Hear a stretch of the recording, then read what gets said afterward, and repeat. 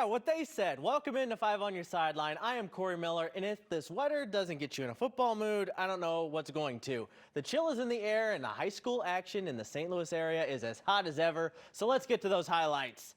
When your head coach is Jeremy Macklin, you may get some Mizzou legends on the sidelines. Denario Alexander and Sean Witherspoon taking in Lindbergh at Kirkwood tonight. Lindbergh will wear you out on the ground. He gets lost in the bodies here for a second, but eventually Victor Wheaton plows through for a flyer touchdown.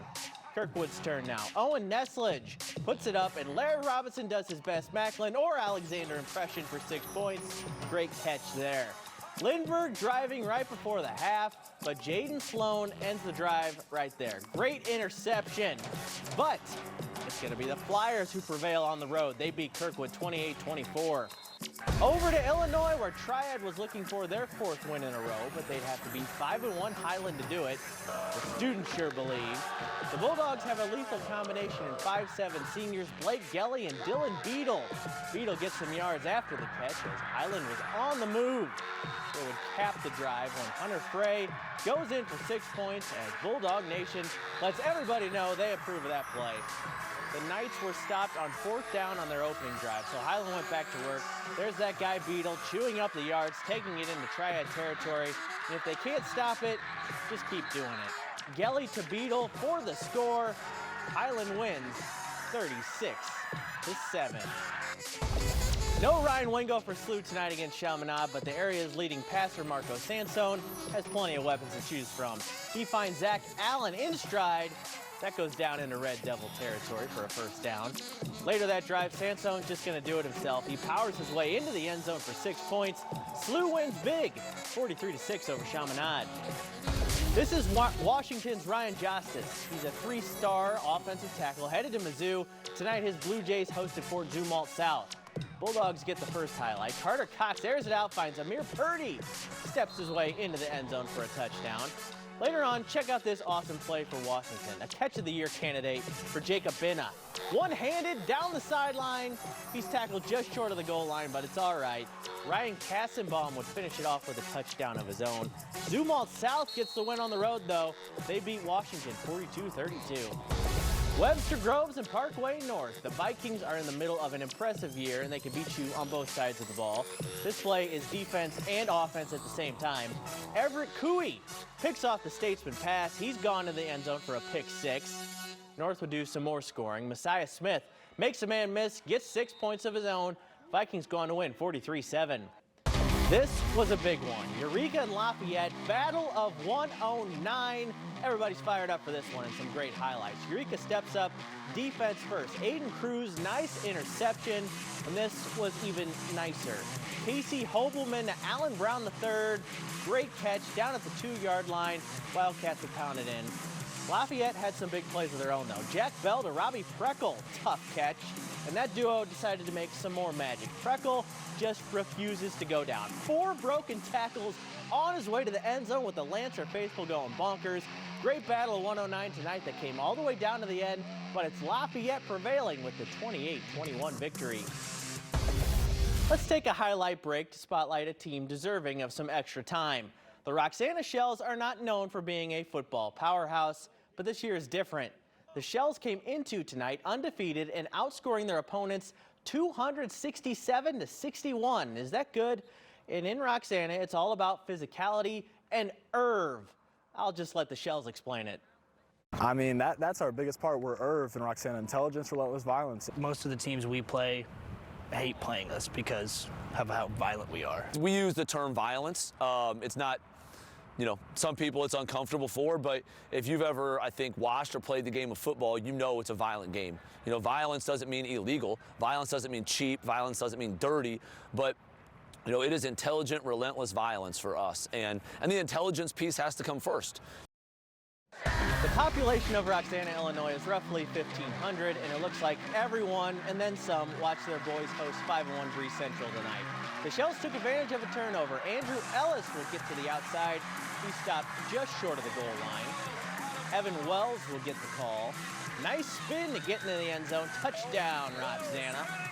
After a Cougar 3-and-out, the Shells put together another drive. Chris Wallach will get to the outside. into the shadow of the goal line. They'd settle for a field goal as they're now 7-0. The final, Roxana wins 52-28. Tackle Hunger is sponsored by Neighbors Credit Union. Here you belong. This week we headed to Washington, Missouri to tackle hunger. Lutheran St. Charles and Borgia had a big week in the food collection department and were more than ready to do battle on the gridiron. Lutheran St. Charles won a state title just 2 seasons ago, but they've gone through some changes lately, including at head coach. Coach Dale Gildehouse and Borgia are celebrating the 30th anniversary of their 1993 state title, but want to add to their football history this year. There was a lot at stake in this game. I know Borgia got a couple of weapons just like we do. I know that they work hard as well. There's going to be a sound, disciplined team, and we just got to come out and execute. We have something to prove. You're coming to our place this year. You're coming to our fans. You look up there on the hill. That's the Knights of Columbus. It's tailgating. The kids are in the end zone. It's our field. And we look forward to the challenge. We look forward to the opportunity, by golly, to get to 5-2, and that's our goal. You heard him. Borgia had something to prove at home against Lutheran St. Charles, and they made it clear right away. Cohen Zeltman rolls out, finds Sam Tupker. Nice gain.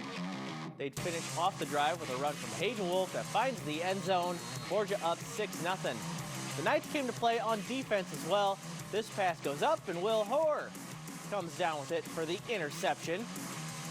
Borgia would just keep it rolling on offense. Wolf gets another carry and gets it down to the 1-yard line. Nice run. They finish it off with another score. And Borgia wins big tonight over Lutheran St. Charles, 44-13. All right, let's go to the tackle hunger scoreboard. Lutheran St. Charles had a huge week with over 6,000 pounds of food collected. Borgia had a nice week as well with over 3,000 pounds. So far this season, Tackle Hunger has collected close to 60,000 pounds of food that will help feed more than 15,000 people. Thank you to everybody who donated. College time, I think this is the face most Illini fans have had watching their team this year. Illinois hosting Nebraska tonight. Bad start. The Cornhuskers got out to a 17-0 lead in front of a very nervous Memorial Stadium crowd. Illini did get on the board in the first half. Altmaier to Pat Bryant. He finds the end zone for 6. At last check, Nebraska was winning 20-7 in the fourth quarter. St. Louis is soccer crazy, and there's a particular team in town you may need to pay closer attention to. I'll explain after the break.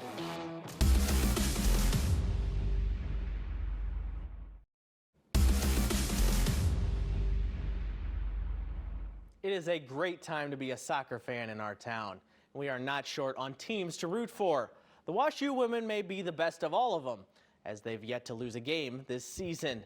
They're 9-0 and ranked 3rd in Division III, but there's another more impressive stat for this team. The Bears have not allowed a goal yet this season. They are the only team, men or women, in Division I through III that can still claim that. But the story gets even crazier. The team only had one available goalkeeper to start this season, but she got sick, so they had to turn to a player who had never played goal before to start the shutout streak. No problem. One of our teammates just stepped up and she goes, "Give me the gloves. I'll do it." Never played keeper in her life. Goes in there, pitches 2 shutouts down in Kentucky to get our season started right. When I heard that it was actually now a necessity that somebody had to step in, I was more than happy to step up and just say yeah, I'll take that role. It's a whole team thing. It's not just me. It starts with our forwards, and honestly, the whole team has been doing a great job playing some great team defense. So it's not all on me. It's a whole team thing. This 5 on Your Side St. Louis City SC coverage is sponsored by Together Credit Union. City SC is off for the next 16 days, which means plenty of time for you to try and grab playoff tickets. Good luck. There's some ticket info on the screen right now. City does have one home game before the playoffs. It's October 21st against Seattle, and City is planning on treating that match like a playoff preview.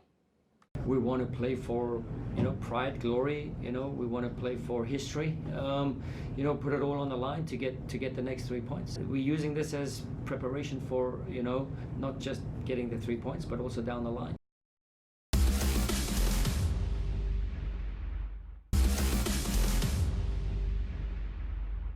Tomorrow may be one of the most important days we've seen in Columbia, Missouri in quite some time. Number 21 Mizzou and number 23 LSU in front of a full house at 11 a.m. Faroe Field will be a madhouse. Brady Cook will be looking to outdo LSU star QB Jaden Daniels. Cook has his own impressive stats to start this year, of course. He set the SEC record for consecutive pass attempts without an interception last week and has thrown for more than 1,400 yards already this year. And his teammates are loving the Brady Cook they're seeing. Just how consistent Brady is day in and day out with everything, and it's been like that since I got here in January, even before he was cleared to throw the ball. So I'm not surprised at all just seeing his confidence just go into the field because I know how well he's prepared. That'll do it for 5 on Your Sideline tonight. I'm Corey Miller. Have a great night, St. Louis.